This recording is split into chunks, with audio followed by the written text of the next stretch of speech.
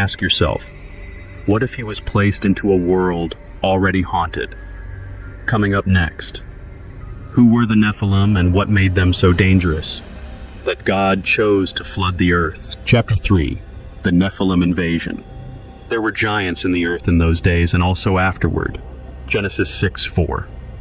The Bible calls them Nephilim, but this word isn't just poetic. It comes from the Hebrew root nephal, meaning to fall.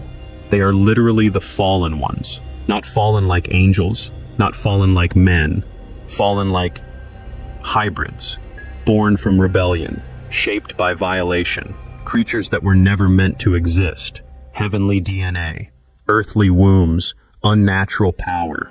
The Nephilim were the offspring of the Watchers, the rogue sons of God who crossed the divine human boundary. And their purpose was not accidental, it was intentional corruption. These beings were giants, physically imposing, yes, but far more than that. They were violent, they were predatory, they were pollution in flesh. Genesis 6:11 says, "The earth was filled with violence," but the Hebrew word used for violence, chamas, implies lawlessness, chaos, brutality.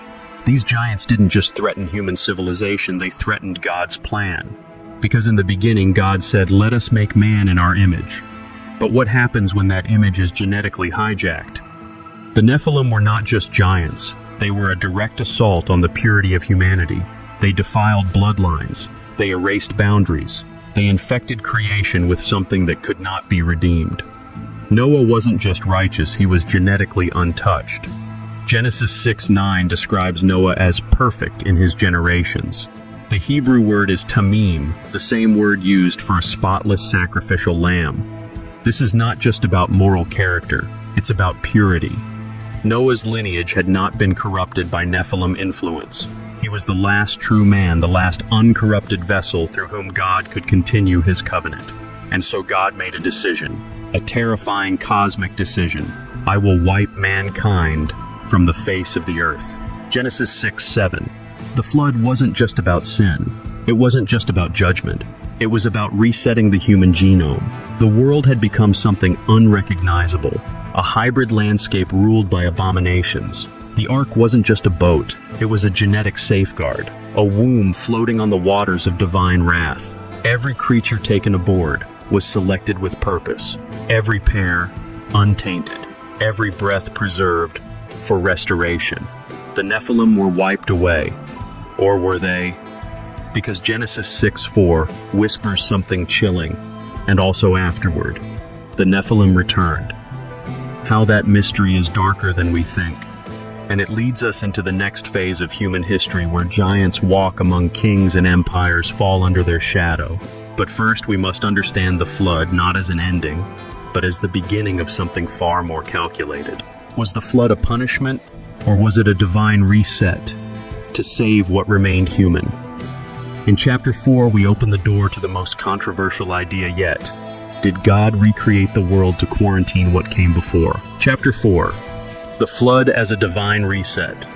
And God saw that the wickedness of man was great in the earth, and that every imagination of the thoughts of his heart was only evil continually. Genesis 6:5. The earth wasn't just sinful, it was irreversibly altered. A dark convergence had occurred, spiritual rebellion, genetic corruption, a hybrid race that shattered the boundaries between heaven and earth. So God responded not with a mere act of judgment, but with a cosmic reset. Genesis 6:7. I will blot out man whom I have created from the face of the land, for I am grieved that I have made them. These are not words of rage. They are the words of a creator watching his masterpiece mutate into something unrecognizable. This wasn't just punishment, it was surgery. It was the mercy of starting over. The flood, that ancient global deluge, was a divine purge, a burial not just of wickedness, but of an entire civilization. God didn't just flood sin, he buried a civilization. We imagine the flood as a boat bobbing on rain, but Scripture describes something more terrifying. The fountains of the great deep burst forth, and the windows of heaven were opened. Genesis 7:11. This was not gentle. This was violence from above and below, a collision of divine judgment and tectonic upheaval. Mountains were swallowed, cities erased, names forgotten, histories drowned. Imagine their towers, their technologies, their languages all gone in weeks, erased from memory, or so it seemed. Because